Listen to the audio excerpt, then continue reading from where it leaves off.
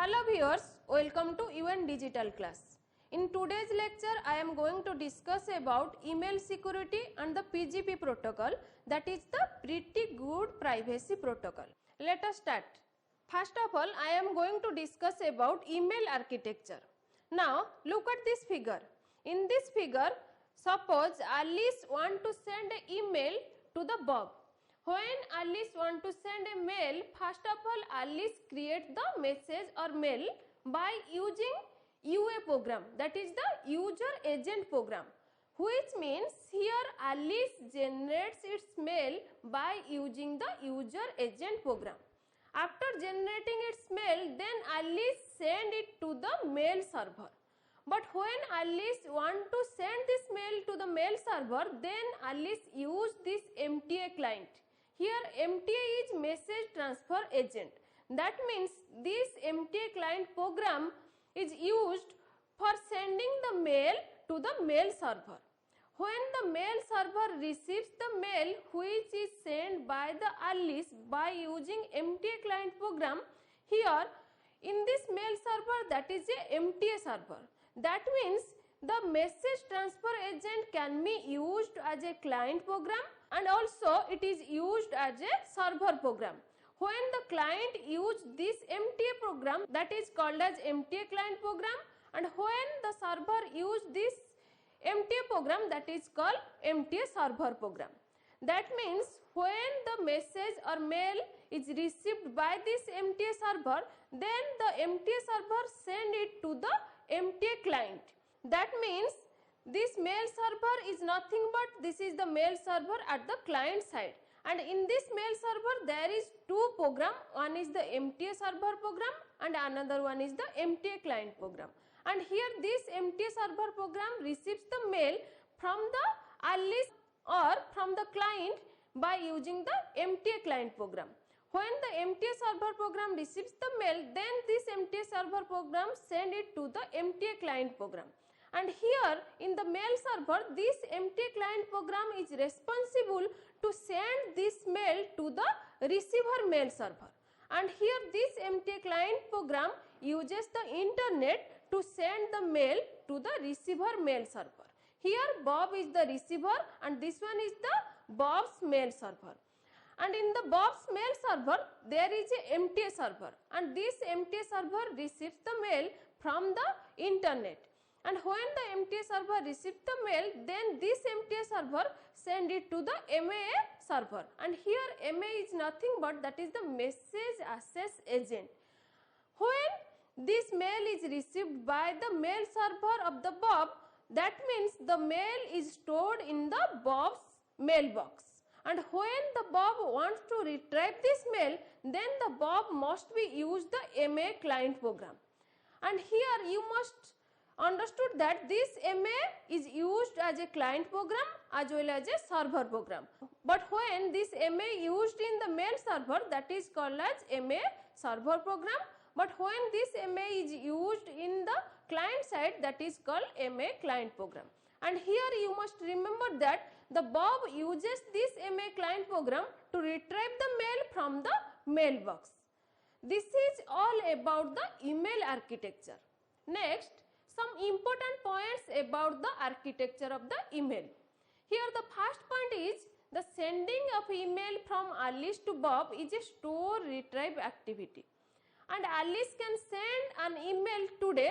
Bob, being busy, may check his email 3 days later.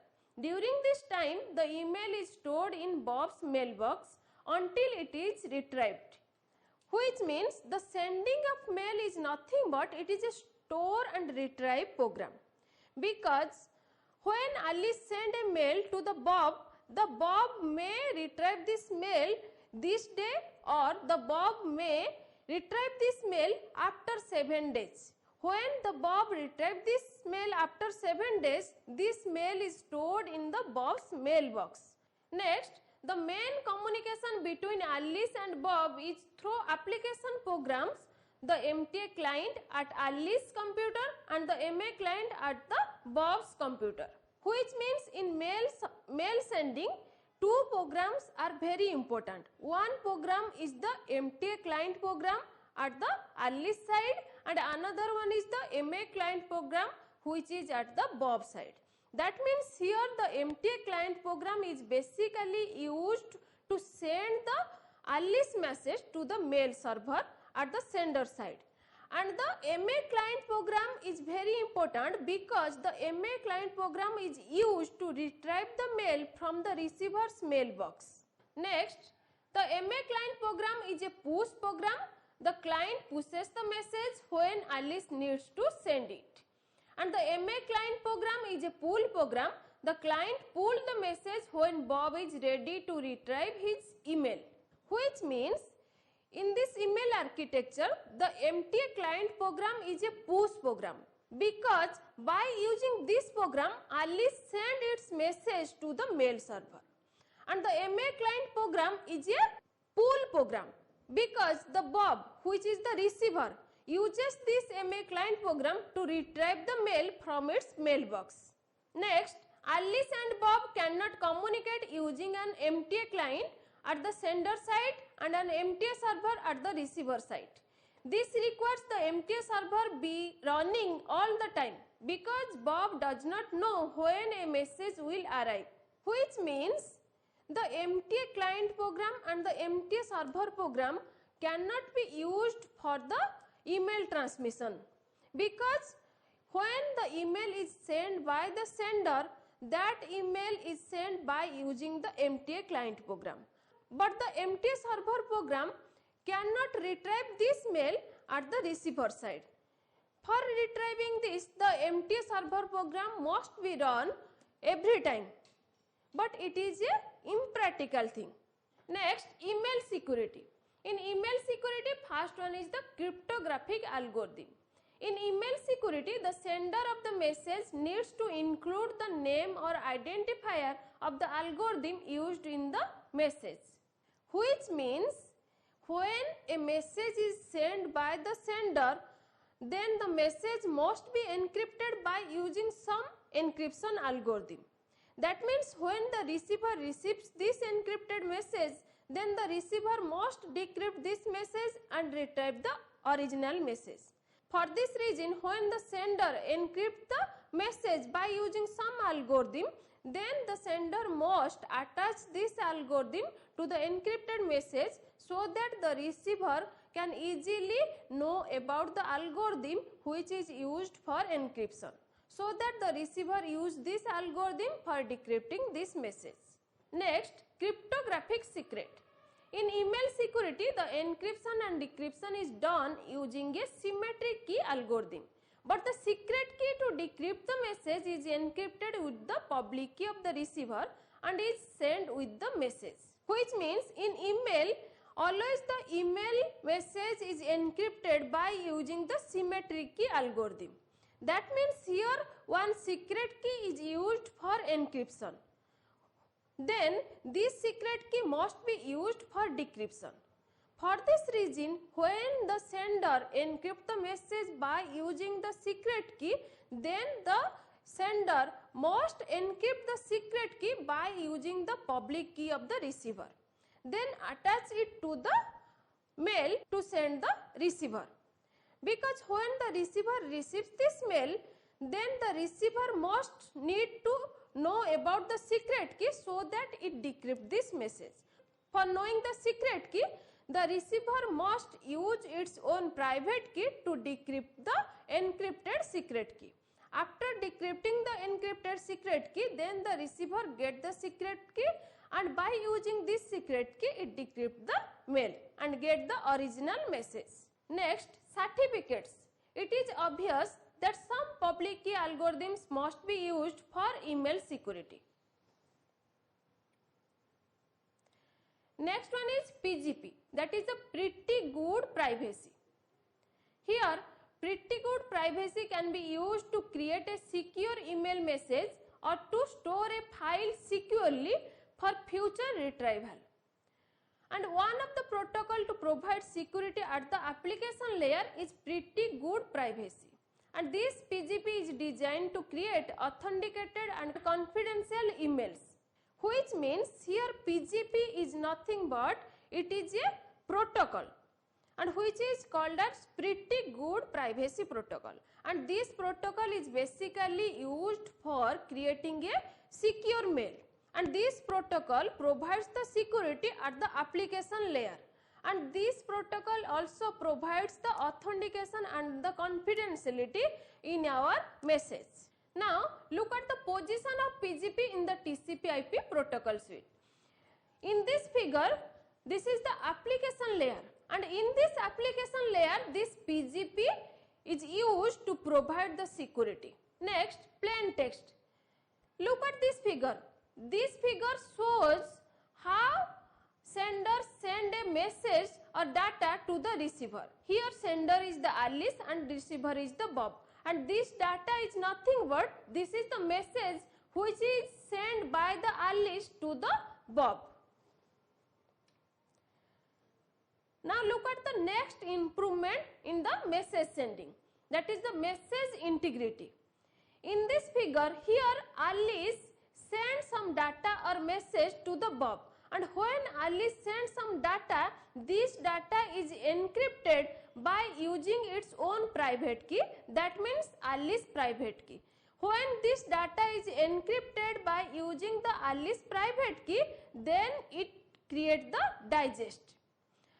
Now this digest is transmitted over the network to the Bob, and here the Bob receives this digest which is signed by the Alice private key. That means this digest must be decrypted by using the Alice public key, and here Bob knows the Alice public key, so that it used this Alice public key to decrypt this message and get the original message, and this provides the message integrity, because when the digest is transmitted over the network, if the attacker gets this digest from the network, then the attacker must use the Alice public key and decrypt this digest and get the original data, and when it gets the original data, then it may modify this data and send it to the Bob. But when the attacker wants to send this modified data to the Bob, then the attacker must use the Alice private key to sign this modified data. But this Alice private key is only known to the Alice. For this reason, it provides the message integrity. Next one is compression. In this process, first the message which is chosen by the Alice to send the Bob, this message is compressed. After compressing the data or message, then the Alice private key is used to sign that data. After signing this compressed data, then the digest is created. Now this digest is sent to the Bob, and the Bob used the Alice public key to decrypt this digest and get the original message. Next one is the confidentiality with one-time session key. Now look at this figure, how this process provides the confidentiality. Here Alice knows two keys, that is the Alice private key and Bob's public key. That means Alice has a key pair which contains Alice public key and Alice private key, and Alice also knows the Bob's public key. And look at here, Bob knows the Bob's private key and Alice public key. When Alice wants to send some message to the Bob, first of all this message is compressed by using some compression function. After compressing this message, then this compressed message is signed by the Alice private key. After that, the digest is created. When the digest is created, then this digest and the compressed message both are combined and encrypted by using the session key. That means here this compressed message and the digest both are appended and encrypted by using the shared session key. After that, the shared session key is encrypted by using the Bob's public key. When the shared secret key is encrypted by using the Bob's public key, then it is transmitted over the network. When the Bob receives this compressed message digest and the shared session key, then the Bob first take this shared session key and wants to decrypt this shared session key by using its own private key, because this shared session key is encrypted by using its public key, so that the private key of Bob is used to decrypt this shared session key. After decrypting this shared session key, then the Bob get the secret key. When the Bob get the secret key, then by using this secret key, the Bob decrypts this message.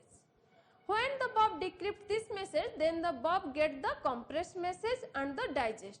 Here the digest is encrypted by using the Alice private key, so that the Bob uses the Alice public key to decrypt this digest.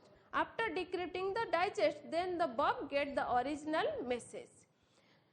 So that this process provides us confidentiality, because when this message is transmitted over the network, if the attacker gets this message, then the attacker must have to know about the secret key to decrypt this message. But this secret key is encrypted by using the Bob's public key, so that the attacker must have to know about the Bob's private key to decrypt this shared session key. But this private key is only known to the Bob, so that the attacker cannot decrypt this shared session key and the attacker cannot get the secret key. In this way, this process provides the confidentiality. Now look at this scenario. This is a scenario in which an email message is authenticated and encrypted. Here Alice sent the message, and this message is the PGP message. That means here this shows the PGP message, and in the PGP message this is the PGP header, and here this is the ML message, and this one is the HA. HA means hash algorithm identification for creating the digest, which means the algorithm which is used for creating the digest, that is represented by HA. Then next PA2, that is the public key algorithm which is used for encrypting the digest. Then next one is the digest, and this digest is encrypted by using the Alice private key. Now these two things are combined and encrypted by using the session key. Then next the PGP message contains, that is the PA1. PA1 is nothing but that is the public key algorithm used for encrypting the session key. Then next SA. SA is nothing but that is the symmetric key algorithm identification which is used for encrypting message and digest. Now these things is encrypted by using the public key. After that this PGP message is transmitted to the Bob. Now Bob receives this message, and when Bob receives this message, first Bob use its private key and decrypt this message and get the session key. After retrieving the session key, then Bob decrypt this message and get the original image message. And this process provides us the authentication, because here the digest is signed by the Alice private key, which is basically provides us the authentication of the sender. Next, code conversion. Another service provided by PGP is code conversion, and PGP uses radix 64 conversion. Next one is the segmentation. Here PGP allows segmentation of the message. These are the different services provided by the PGP protocol. Now look at here. This table shows the public key algorithm which is used in our PGP algorithm or in our PGP protocol. And these algorithms are RSA algorithm, ELGAMAL algorithm, DSS algorithm, and some other algorithms. Now look at this figure. This figure shows the symmetric key algorithms which are basically used in our PGP protocol. Here this table shows the different hash algorithm which are used in our PGP protocol, and these are the MD5, SHA1, RibMD 160, reverse for double with SHA and some other hash algorithms. Now look at this table. This table shows the some compression methods which are basically used for compressing our message or data in our PGP protocol.